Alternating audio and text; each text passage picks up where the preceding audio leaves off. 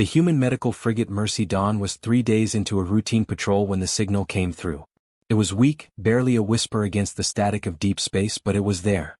Dr. Rachel Bennett had just finished her shift in the medical bay when the alert pinged across her data pad. She squinted at the readings, her coffee halfway to her lips, then set the cup down hard enough that it sloshed. "Captain Walsh, you need to see this," she said into her comm, already heading toward the bridge. By the time she arrived, Captain Tyler Walsh was staring at the same readings with his jaw tight. The bridge crew worked quietly around them, but Rachel could feel the tension in the air. Everyone knew what that signal signature meant. "Crothery," Tyler said, not looking away from the screen. "This is their distress beacon." Rachel nodded. The Crothery were known across a dozen systems as warriors without equal. They were massive, powerful, and absolutely ruthless in combat. Their culture revolved around honor and strength, and they viewed weakness as something worse than death. The idea of a Crothery calling for help was almost unthinkable. The idea of them accepting help from humans was impossible. Humans and Crothery had fought 3 border wars in the last 50 years.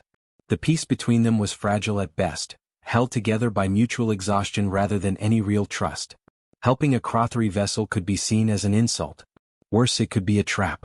"We have to check it out," Rachel said, her voice steady despite the knot forming in her stomach. Tyler finally looked at her. He was a good captain, careful and smart, and he'd kept his crew alive through situations that should have killed them all. That careful nature was why he was frowning now. "Doc, the Crothery would rather die than accept our help. You know this. Their honor codes forbid it. If we show up offering assistance, they might shoot us just for the insult." "Then we'll be careful," Rachel replied. "But if someone's dying out there and we ignore it, what does that make us?" Tyler held her gaze for a long moment, then sighed. He knew she was right. The whole reason humans had survived and spread across the stars was because they refused to give up on each other, even when it seemed hopeless. That same stubbornness had saved countless lives over the centuries. "Fine," he said. "But we go in ready for anything. Full defensive protocols. If this goes bad, we jump out immediately." The Mercy Dawn changed course and Rachel went to prep her medical team. Lieutenant Danny Morgan, her head nurse, was already pulling supplies when she arrived. "Crothery physiology?" he asked, not looking up. "Yeah. Pull everything we have." "Which won't be much." Danny grimaced. "Doc, our database has like 3 pages on them. And most of it's just warnings about how dangerous they are." "Then we'll figure it out as we go," Rachel said, pulling on her medical jacket. "We always do." The journey to the distress signal took 40 minutes that felt like hours. When they finally arrived, what they found made even Tyler pause in the command chair. The Crothery warship hung dead in space, its hull torn open in a dozen places. Atmosphere vented from the wounds like blood from a body. Debris floated around it in a slow, deadly cloud. Whatever had hit this ship had hit it hard. "Life signs?" Tyler asked quietly. "Scanning," the sensor officer replied. "Pause. 1. Barely." Rachel was already moving. "Get a boarding team ready. We're going in." The interior of the Crothery ship was a nightmare. The corridors were built for beings much larger than humans, and every surface was covered in damage.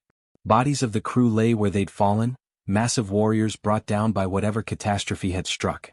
The ship was cold and dark, emergency lights flickering weakly. They found him in what must have been the command center. Alpha Commander Corvan, leader of the Crothery 3rd Fleet. Rachel recognized him from intelligence briefings. This was a warrior whose name was spoken with fear across human space.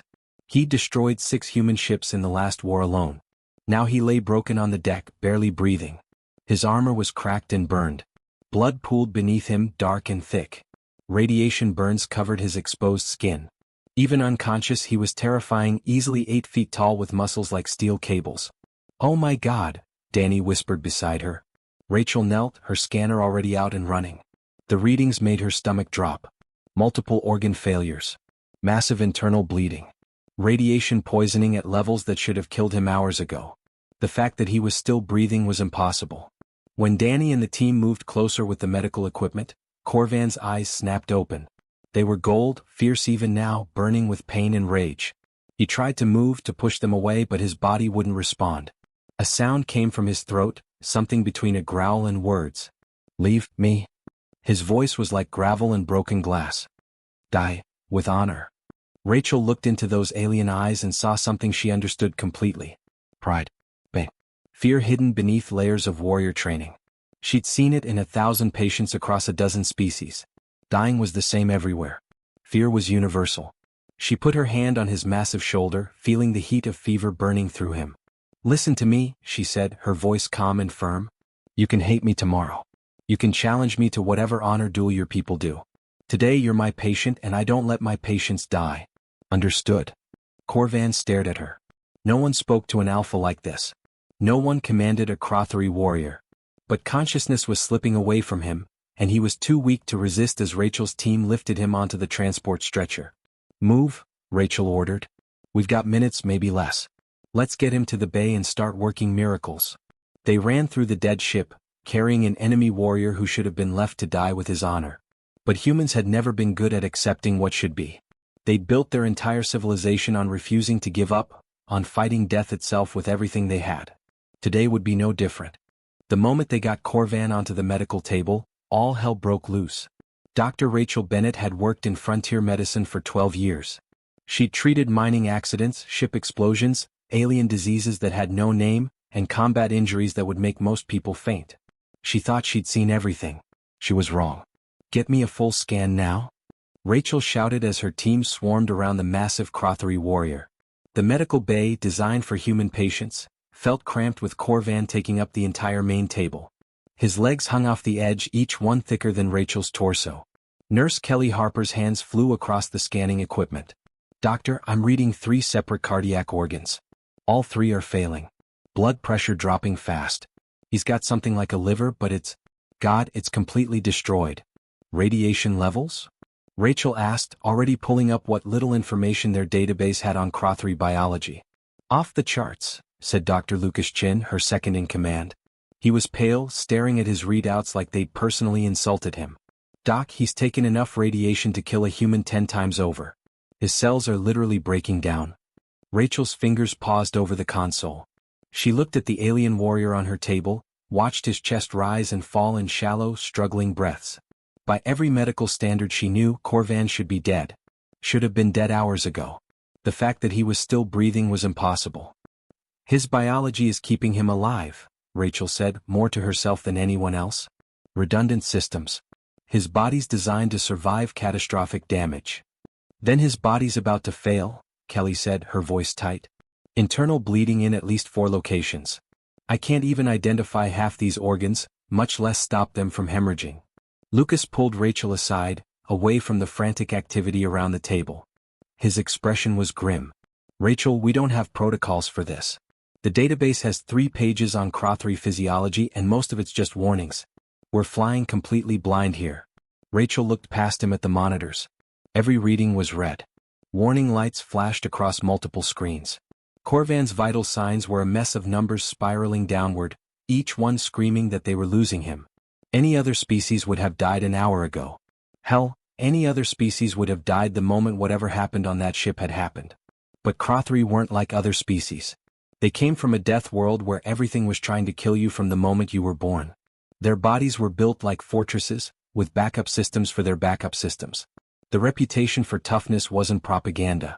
It was biology, evolution weaponized. "Then we adapt," Rachel said, turning back to the table. "We figure it out as we go." "Rachel. He's alive, Lucas. That means we have a chance. Now help me save him."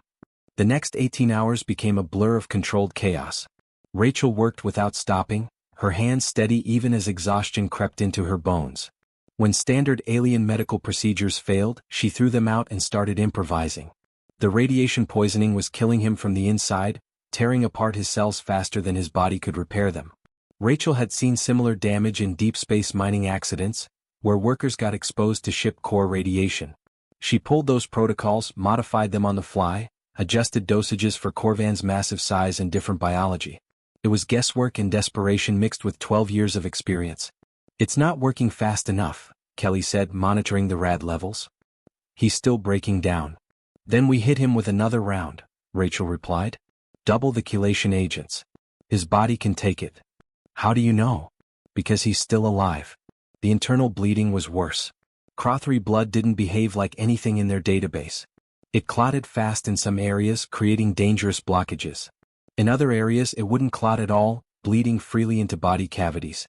Rachel spent 3 hours just trying to understand the mechanism, running analysis after analysis on blood samples. It's pressure sensitive, she finally realized, staring at the data. They're blood clots based on pressure differentials. High-pressure wounds clot fast. Low-pressure wounds don't clot at all. Lucas looked at her like she'd grown a second head. That's insane. That's evolution on a high-gravity death world, Rachel countered. We need to manually adjust pressure in the bleeding areas. Increase it artificially so his blood will clot. They worked through the night, the ship's artificial cycle ticking through sunset and darkness while the medical bay stayed bright and urgent. Rachel's coffee went cold and cups scattered around the bay. Her back screamed from standing so long. Her hands cramped from holding instruments steady. Every time they solved one problem, two more appeared. One of Corvan's hearts would stabilize, then another would start failing. They'd stop the bleeding in his abdomen, then discover more in his chest cavity. The toxin filters in his body, organs humans didn't even have, were shutting down one by one. We're losing him, Kelly said at hour 15, her voice breaking. Rachel, we've done everything we can. No, Rachel said flatly. We haven't. She synthesized a blood substitute by analyzing Corvan's own biochemistry in real time, adjusting the formula every 20 minutes as she learned more about how his body worked. She bypassed his failing toxin filters using modified dialysis. She shocked his hearts back into rhythm 4 separate times, each time adjusting the voltage because human protocols were too weak for his dense tissues. Lucas grabbed her arm at hour 17. Rachel, stop. We might kill him with all these experimental procedures.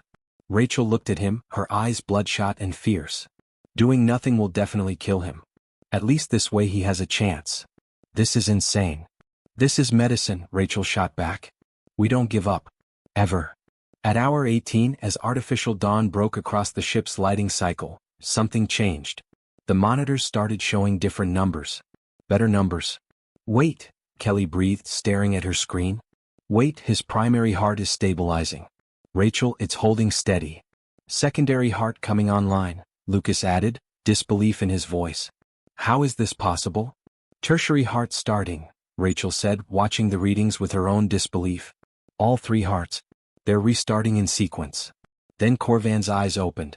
Those golden, fierce eyes that had stared at her on his dying ship. They focused on Rachel, standing over him with her blood-stained coat and exhausted face. She met his gaze without flinching. Welcome back, she said quietly. You gave us one hell of a fight. When Corvan's consciousness fully returned, the first thing he felt wasn't pain. It was shame. Deep, crushing shame that weighed heavier than any wound on his body. He was alive. That was the problem. He lay in a human medical bay, surrounded by their strange equipment and soft lighting.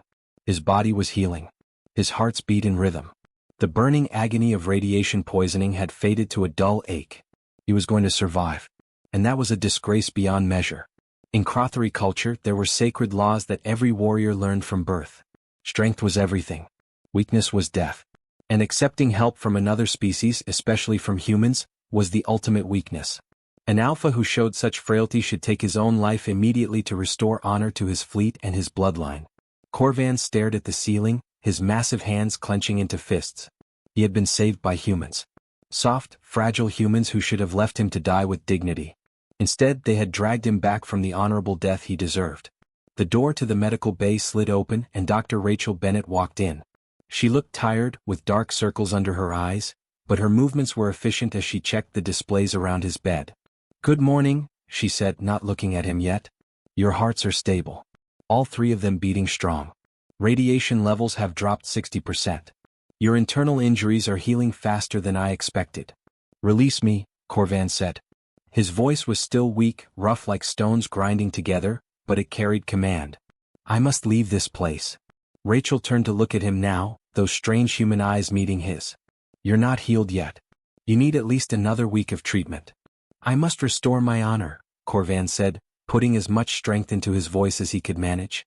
Rachel's expression didn't change. You mean die? Yes. No.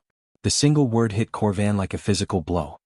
He stared at her, unable to process what he'd just heard. No one refused an alpha. No one. In Crothery society, his word was absolute law. Warriors would throw themselves into fire if he commanded it. Fleet commanders would change course on his whim alone. And this tiny human female had just said no to him like it was nothing. You do not command me, human, Corvan growled, trying to sit up. Pain shot through his body and he fell back, gasping. Rachel crossed her arms and looked down at him. She should have been terrified. He was twice her size, a warrior who had killed hundreds, an alpha whose name made humans tremble. But she just looked annoyed. In this medical bay I command everyone, she said calmly. You don't get to waste my 18 hours of work. I didn't spend all that time keeping you alive so you could throw it away over some outdated honor code. You're going to heal.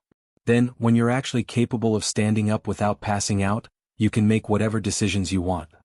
Corvan had no response to that.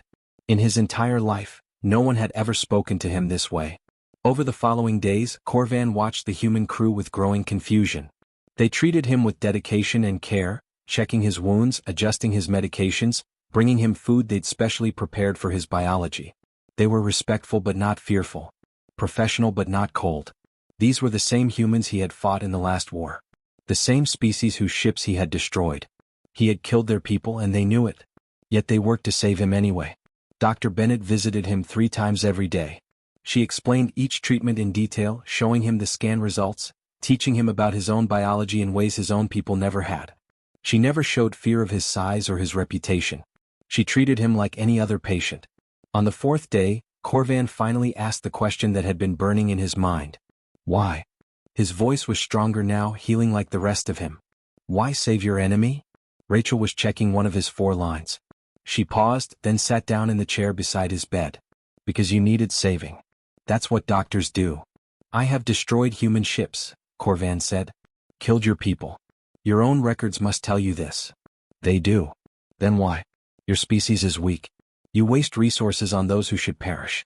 The strong survive. The weak die. This is the natural order. Rachel was quiet for a moment, and when she spoke, her voice was thoughtful. You know what humans did for thousands of years? We fought death. We refused to accept it. When disease came, we created medicine. When injuries happened, we learned surgery. When our bodies failed, we built machines to help them work. We spent our entire history refusing to give up on each other. She leaned forward, her eyes intense. You call that weakness?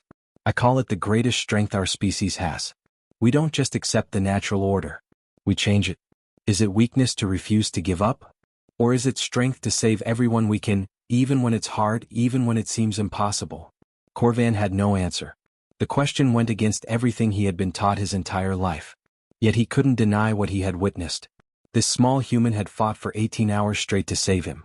She had succeeded where his own people would have let him die. Was that weakness? Or was it a different kind of strength? The question still haunted him when the alarms started blaring throughout the ship. Rachel's communicator chirped urgently. She listened and Corvan saw her face go pale. What is it? He demanded. Rachel looked at him and for the first time he saw fear in her eyes. Not fear of him. Fear for him. Crothery warships just entered the sector, she said quietly. 10 of them. Your people have come for you. Corvan closed his eyes. Of course they had. And they were armed for war. 10 Crothery warships surrounded the Mercy Dawn like predators circling wounded prey. Captain Tyler Walsh stood on the bridge, watching the tactical display with growing dread. Each of those ships carried enough firepower to reduce his medical frigate to atoms. Their weapons were charged and ready. They weren't hiding their threat. They're hailing us, the communications officer said, her voice tight. Tyler nodded. Put them through. The Crothery commander's face filled the screen. He was massive, scarred, his eyes burning with barely controlled rage. Human vessel. You hold Alpha Commander Corvan. Return him immediately. The Alpha is still recovering from severe injuries, Tyler replied carefully. He needs more medical treatment. That is not your concern. Return him now or we will take him by force. The channel cut off. Tyler looked at his tactical officer. How long until their weapons are in firing range? They're already in range, sir. They're holding fire, but I don't know for how long. Down in the medical bay, Corvan had heard the entire exchange through the ship's internal communication system. He stood by the view screen watching his own fleet surround the human ship. He was mobile now, though still weak. His body was healing but not yet whole. The door opened behind him. He didn't need to turn to know it was Dr. Rachel Bennett. He had learned the sound of her footsteps over the past days, quick and efficient, always purposeful. Your fleet is here, Rachel said quietly. Corvan didn't look away from the screen. Yes. What happens now? For a long moment, Corvan was silent. Then he spoke, his voice heavy with something Rachel had never heard from him before. Sadness. They will demand I return. They will demand I restore my honor. He paused. Among my people, there is only one way to erase the debt I owe you. Rachel already knew the answer, but she asked anyway. Death. Yes. She moved to stand beside him, arms crossed, staring at the same warships that threatened her ship and crew. She should have been terrified. Any reasonable person would be. Instead, she was angry. You know what I think? Rachel said, her voice sharp. I think your whole honor system is designed by people who were afraid. Corvan's head snapped toward her so fast she heard his neck crack. His eyes were wide with shock and offense. Afraid? Yeah, afraid. Rachel turned to face him fully now. Afraid to admit they needed help. Afraid to show vulnerability. Afraid to be anything less than perfect warriors every second of their lives. Afraid to change. You know nothing of our ways, Corvan growled, but there was less conviction in his voice than before. I know humans used to be exactly like you, Rachel shot back. Her voice was fierce now, passionate. We fought wars over pride and honor. Men died by the thousands because someone insulted someone else's family name. Nations destroyed each other over perceived slights. We nearly wiped ourselves out because our pride mattered more than our survival. She stepped closer, looking up at the massive alien warrior without a trace of fear. Then we learned something. We learned that true strength isn't refusing help. It's not about being too proud to admit weakness. True strength is having the courage to accept help when you need it, to learn from it, and to become better because of it. Corvan stared down at her. This tiny human who had saved his life now challenged the foundations of his entire culture. Part of him wanted to be outraged. Part of him wanted to dismiss her words as ignorance. But he couldn't. Because he had seen what human strength really looked like. He had watched Rachel fight for 18 hours to save an enemy. He had seen her crew work with dedication to heal someone who had killed their people. That took a different kind of courage than dying in battle. Maybe, he thought, a greater kind. You would challenge the traditions of my entire species? Corvan asked, his voice quiet now, thoughtful. Rachel met his eyes without flinching. I would challenge any tradition that wastes lives. Yes. For a long moment, silence filled the medical bay. Outside, the Crothry warships waited. Inside, a warrior who had never questioned his culture in his entire life stood at a crossroads. Then Corvan straightened to his full height. He towered over Rachel, but she didn't step back. He looked at her, really looked at her, and saw something his people had forgotten existed. He saw someone who fought not for glory or honor, but simply because it was right. You have given me much to consider, Dr. Bennett, he said slowly. Perhaps it is time my people heard a different truth. He walked to the communication panel in the medical bay. His hands, still weak but steady, opened a channel. Not just to his fleet. To High Command itself. To every Crothry ship in range. What he was about to do would change everything. Rachel watched as the channel opened, as Corvan's face appeared on screens across multiple ships. She held her breath. I am Alpha Commander Corvan of the 3rd Fleet, he began, his voice carrying the weight of command that had led warriors into 100 battles. I speak now not as a warrior, but as one who has learned something we have forgotten. He paused, and Rachel could see the struggle on his face. This went against every instinct, every teaching, every tradition he had known. Dr. Rachel Bennett and her crew did not shame me. They showed me what we have lost. The preservation of life requires greater strength than ending it. The courage to accept help, to learn, to change, this is not weakness. It is the truest form of strength. His voice grew stronger, more certain. I declare Dr. Rachel Bennett Crothry Friend, a title of highest honor. I will not recant this truth. Not for High Command. Not for tradition. Not for anyone. The communication channel exploded with voices. Outrage from the High Command. Shock from fleet commanders. Some voices supported him. Most condemned him. Then came the ultimatum, cold and final. Alpha Corvan. Recant these words, or you will be exiled from the Crothry forever. You have 1 hour to decide. On 3 of the warships surrounding the Mercy Dawn, weapon systems began charging to full power. Not all of his people agreed with him. Some viewed his words as betrayal worth dying to erase. Rachel looked at the tactical display, at the weapons charging, at the fleet dividing against itself. She had asked Corvan to challenge his culture. Now they would all pay the price. The Mercy Dawn hung in space between 2 groups of Crothry warships that were ready to destroy each other. Captain Tyler Walsh watched his tactical display with a sick feeling in his stomach. 5 ships stood with Corvan, their weapons powered down in a show of support. 5 ships had their weapons charged and targeting solutions locked. They weren't just aiming at each other. They were aiming at his ship too. "Sir, we need to jump out of here," his tactical officer said urgently. "If they start shooting, we're caught in the crossfire." Tyler looked at the medical bay indicator on his console. Corvan was still down there with Dr. Rachel Bennett. "Not yet. Give them time." On the bridge of the lead Crothery warship, Commander Vector listened to Corvan's declaration with growing fury. An alpha declaring a human as Crothery friend? Praising weakness as strength? This was betrayal of everything they were. But on another ship, Subcommander Taurek listened to the same words with different ears. She had lost her son in the last war with humans. She had hated them for it. But now she heard an alpha, the greatest warrior of their generation, speaking of a different kind of strength. She found herself wondering if maybe, just maybe, her son had died for nothing. Inside the medical bay, Corvan stood before the communication panel, breathing hard. What he was about to do would either change his people forever or get him killed. Probably both. He opened the channel wider, broadcasting on all frequencies. Human, Crothery, and neutral space. Everyone would hear this. "I am Corvan," he began, his voice steady despite the trembling in his hands. "I speak to my people and to all who will listen. I was dying. My ship destroyed, my crew dead, 3 hearts failing, radiation tearing me apart from within. By our traditions, I should have died with honor." He paused, gathering his thoughts. Rachel stood nearby, watching him, but she didn't interrupt. This was his moment. Dr. Rachel Bennett fought for 18 hours to save me. 18 hours without rest, without giving up, even when her own medical team told her it was impossible. She achieved what our own physicians would have called a fantasy. She brought me back from death itself. On the Crothery ships, warriors listened. Some with anger. Some with confusion. Some with dawning understanding. "Dying would have been easy," Corvan continued, his voice growing stronger. "I could have perished on my ship with my crew, and my name would have been honored. But living? Learning? Growing? This requires true courage. Our traditions tell us that accepting help is weakness. That needing others makes us less." He turned to look at Rachel, and she saw something in his eyes she'd never seen before. Gratitude. Real, genuine gratitude.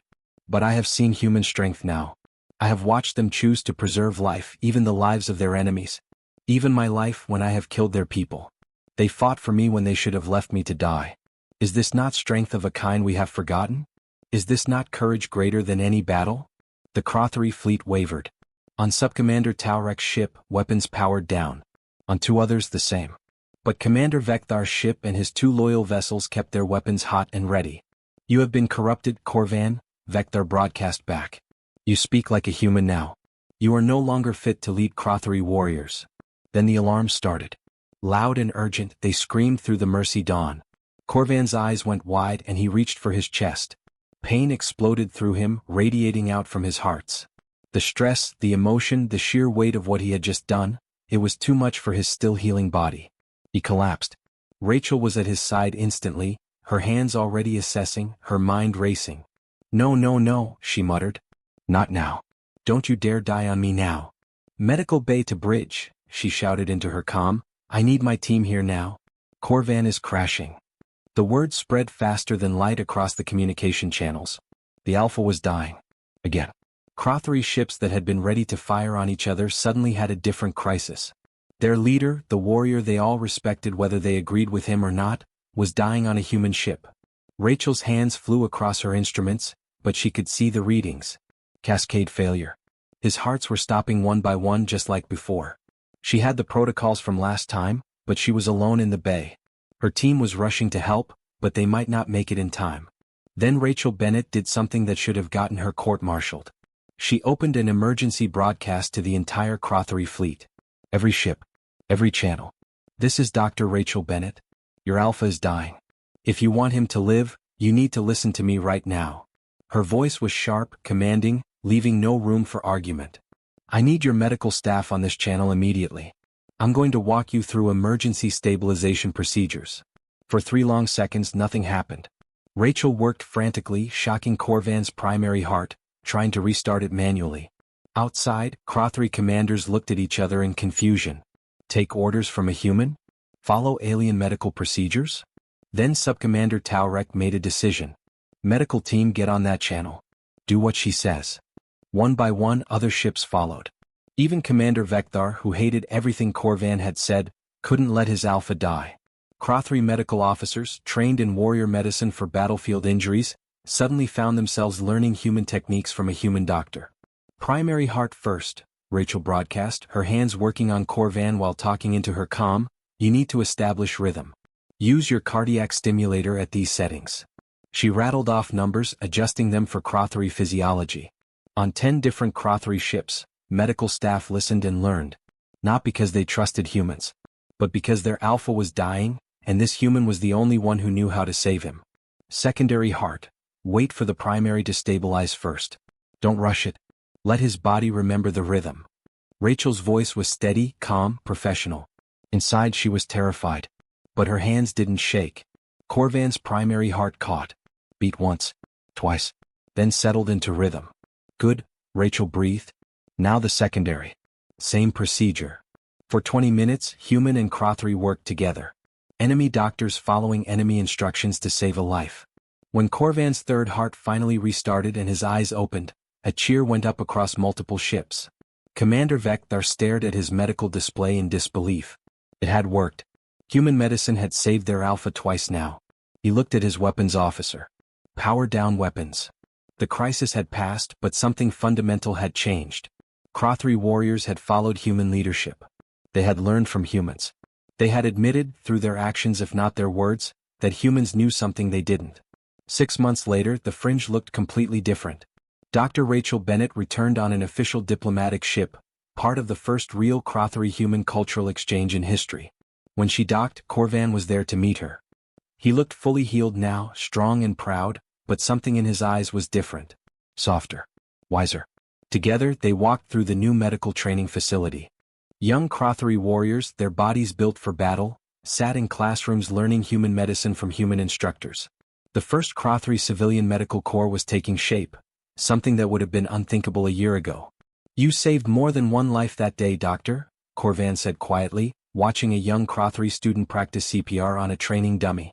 You saved what we could become. Rachel smiled, tired but happy. You did the hard part. You chose to change. That took more courage than anything I did. Corvan looked down at her, this small human who had transformed his entire world. Perhaps that is the real lesson. Strength is not in how fiercely we die, but in how courageously we choose to live. In the distance, human and Crothry medical staff worked side by side, teaching and learning from each other. Two species that had spent decades trying to kill each other now fought together against their common enemy, death itself. And for the first time in generations, there was real hope for peace.